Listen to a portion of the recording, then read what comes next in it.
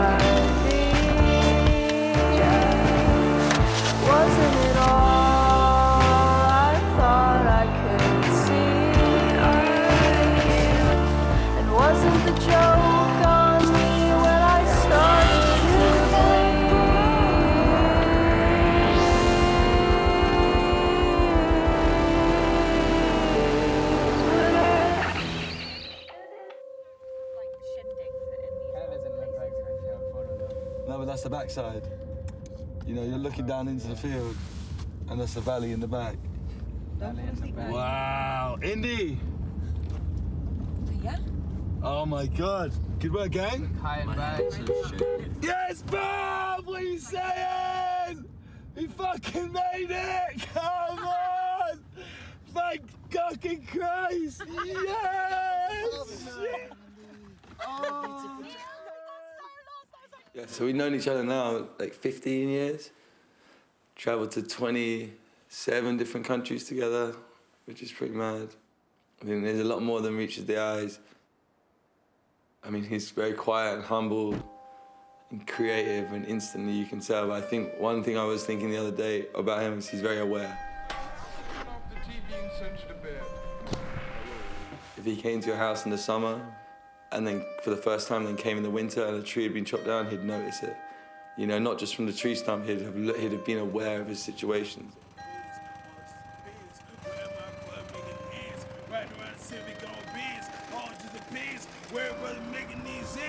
I'm that brother who you, I'm that brother who you, trying to kill my crew, trying to kill my team. I met Niels in Knox, which is a resort in Switzerland. He was just this little ginger, curly-haired kid in a stupid dice one-piece suit. And I was basically the same, but a London version. We just hit it off like two 13, 14-year-olds. Snowboard with your mate, no parents. This is like the dream. So from that, seed was planted.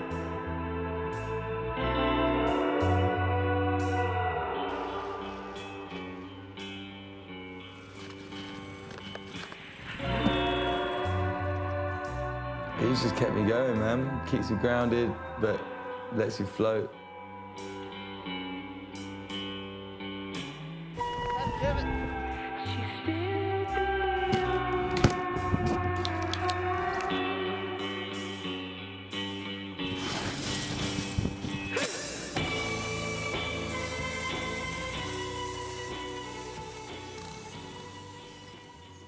We're here celebrating our boy Niels Schack 30th birthday.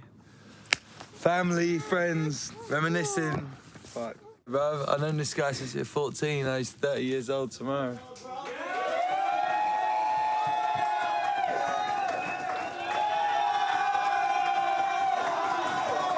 Best man on the planet, he knows what he's doing. I learned half my fucking moves from this guy, so I'm grateful and I'm thankful to be spending the last hours of in his 20s with him. Got me home. It was so sick, bro. This guy looks like a 70s porn star. There's a bunch. Let's just cue a few. Let's go with a heavy one. We're in Kyrgyzstan. Drove to the brink of the Himalayas. You see the most incredible mountain range in the background. We pull over to get some photos taken. And then the sketchy black car pulls up next to us. Boom, kit's trying to get stolen. We're like, oh shit, we're in Kyrgyzstan. So here we are, getting our kit nicked off us at dusk in in a place that none of us had ever been. Our guide got head-butted immediately, like broken nose, he's fucked, blood everywhere. I'm in the driver's seat at this point. We're in a car chase, like bombing it down these little country lanes in the middle of absolute nowhere. The signal's gone on the phones, getting chased. It was like Bond scenes, you know, in the movies when they go boom, boom, and you smash the car off the side. It's like that. Go to the left. Go. I'd smashed them into a pile of snow, be puff of snow. 2 seconds later, the little Finnish guy in the back, like, Sparrow, they're coming, they're coming. They are coming back. They are on our tail. Just straight off the bat, we're in a car chase. Me and Niels are like, what the fuck is going on? We've got photographers, filmers, all of our equipment. We think we're gonna get robbed. We don't know if they've got guns or whatever. go, go. Wait, look at this. Fuck. Go, go, go. Go. Fuck. Race. Turn on the car again. Now, go, now. Turn on the car. What the fuck, man? Turn on the car. Stalled the car, which is an automatic. Didn't think it was possible. Take slowly. Should we ask, like, what's up? Okay, shovel mode. Boom, shovel mode, smacking bros with shovels. We don't want to fight. No, he's on the shovel. No.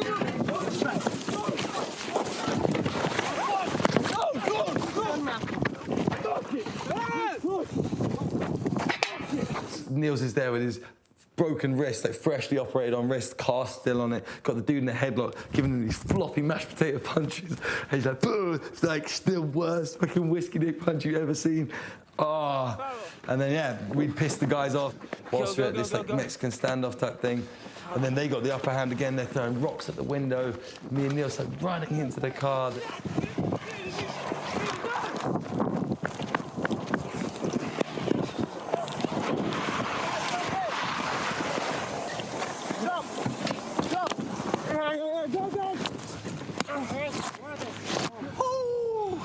Now we're good. Then the car chase continues back towards the town we just come from. As they smash through some horses, I see three horses go arse over tit. These boys don't mess around. They gave us one last round. Boom. No, it was three actually. On the third one, the back of our car is just like crumpled in, no boot access for the entire trip. Their bumper fell off. It was mad. It wasn't really a story about me and Niels. That was just more of a car chase story. But Niels was there and I was there. It was pretty mad. And then we went to the police station and the police were like, yeah, we think we know who it is. They're just some local bored kids. So it was like, fuck. But let's go another story straight off the bat. Let's chill. Suckers. Right, you gotta be quiet. Check it out. Do you want to hear a funny story? Yeah. All right. So we were in the north of India in this small town called... Sweets are gone, baby. In a small town called Gulmarg. And I found this like jump to rail. And I was like, it's gonna work. And then what did I try? Like 4 or 5 times?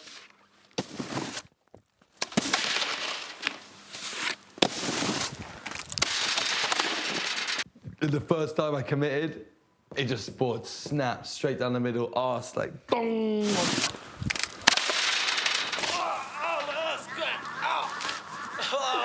Yeah, snap one board. And I thought it was a smart idea to like take a taxi home. The play cafe. Yeah, I'll take a cafe. Can I get 2 oat flat whites with a shot of rum in it, please? And the sandwich. And a sandwich, yeah. 1 ham and cheese panini and 1 cheese and tomato and pesto, please. And spicy sauce. But yeah, I basically snapped my board.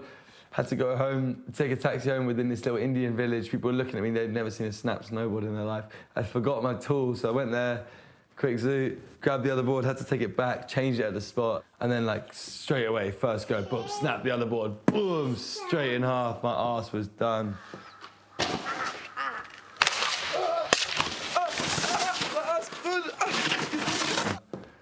Ah, fucked him. This is some triple base technology.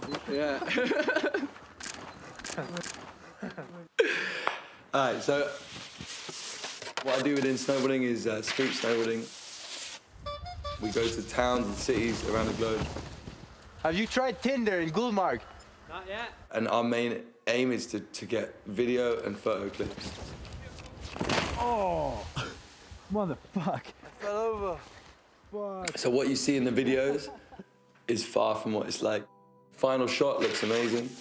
So the build up to that would have been hours of preparation. You know, you get police, you get pedestrians, civilians, you get rush hour. You ever been to Moscow at rush hour, bro? You're spending 5 hours at least a day in the car just trying to get 10 miles down the road. Hours and hours and sometimes days and honestly sometimes weeks of work go into this 10-second clip that maybe people don't give a shit about. We're throwing ourselves downstairs, off railings, and it's pretty stupid. If you explain it to your grandma, it sounds dumb, but why do we do it? Because we love it.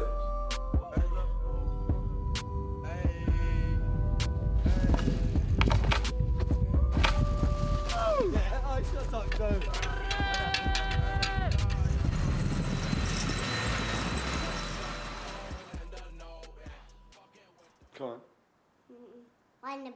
Oh, it's a classic. Should we sing it? One,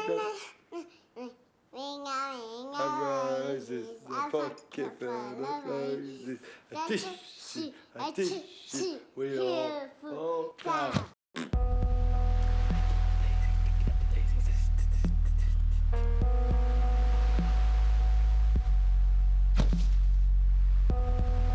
Motivation for me would be just wanting to get that clip, man. Impress yourself, you know, do something that's like, you're a bit scared, you're nervous and underconfident that you might not get it, and then you try, you slam, you try, you slam again, you have to fail to get a little closer. So that perseverance and continued commitment is just like, right, if I'm good, I might as well go again. It lies within yourself and your confidence that the next one will be it. You work your ass off that day, maybe get one shot, maybe get 2 shots, maybe get none. But this is to go to a project. That project's gonna get released. It is going towards something bigger.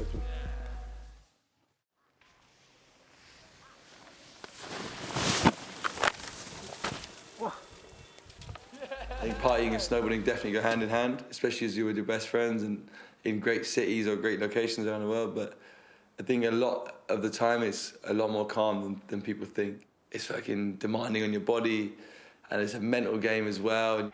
I think the best trips I've ever been on, we've just not touched alcohol, maybe smoked a spliff or two. And you got heads up like a little turn. And then it's nice, if you save it and you guys all get good clips on the trip, on the last night you go get fucked up and like you just go home to your family a broken mess. But like, you know, at least you've gotten the job done that you were there to do.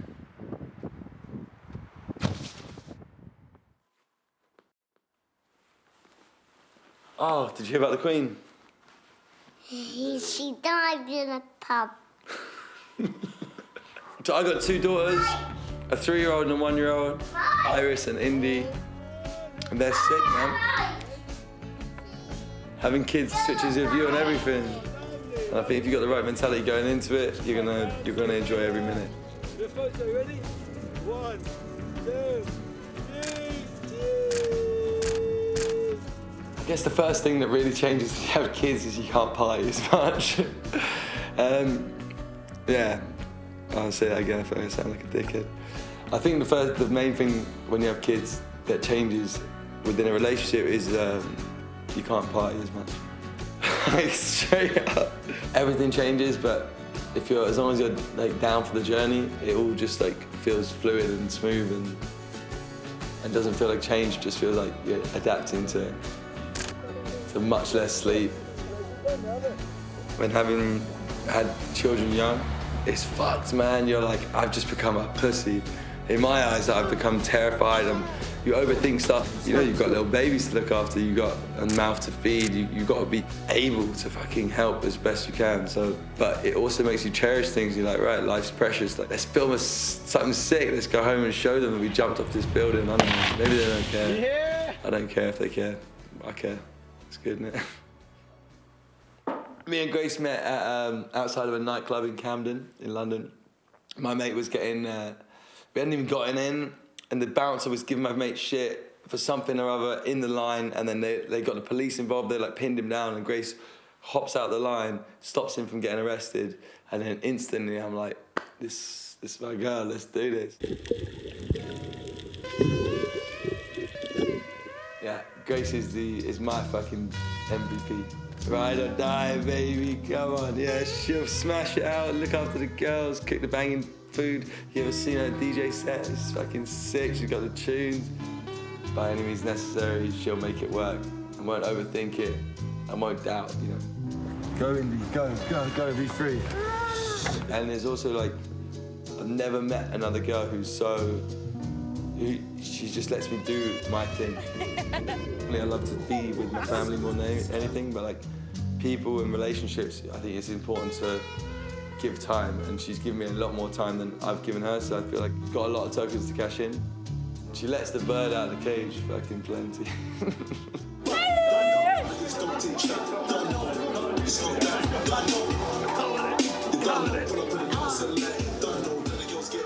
We've known each other for 8 years. It's mad. Been together ever since, and with a 3-year-old and a 1-year-old, and I think we're doing all right, man. Loving it. I still love her, and she still loves me. I hope so. As long as Grace keeps doing what she's doing, the world's gonna be just fine. I know. But I never really speak about Grace like this. I feel like I should do more.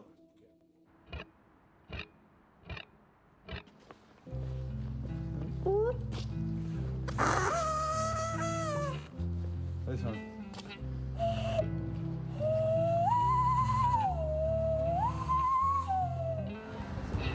Oh no, it's raining!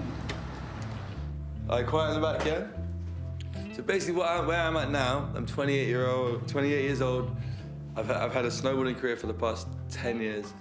I still have to work in the summers. Basically, you get to essentially just snowboard for free, which is a blessing, and I'm lucky to do it, but like, where do you go from here?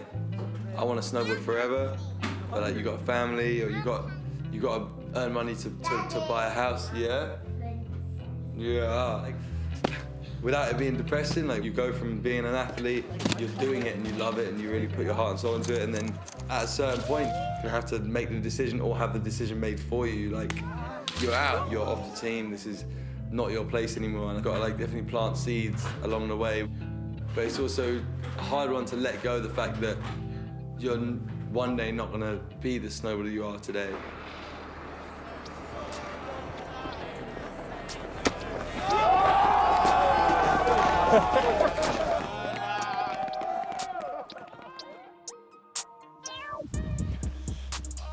Well, that's a good question.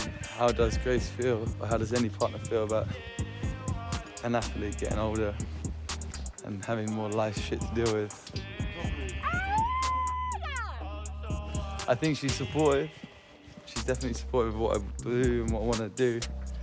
But she's realistic as well, you know? So I think we're at the same page, but I think she knows that it doesn't bring in crazy money, and it's dangerous, and it's time away from home. So like, all these three kind of bads, but then she knows how much I fucking love it, and I think it cancels everything out. So she is, in a nutshell, she's supportive and down, but conscious in a way. Don't step on the tracks. Can I play a quick tune? Can I play one thing? Come on.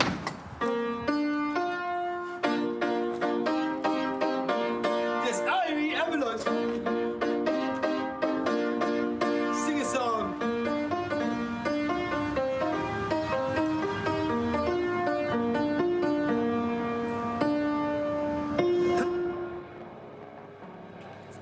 Thing within snowboarding I'm most grateful for, off the top of my head, first answer would just be the friends, I reckon. I've met people around the world who are into the same daft thing, which is sliding down a hill on a little plank. The thing I'd take away most and be grateful for is the friendships I made and the place I've got to travel with those friends.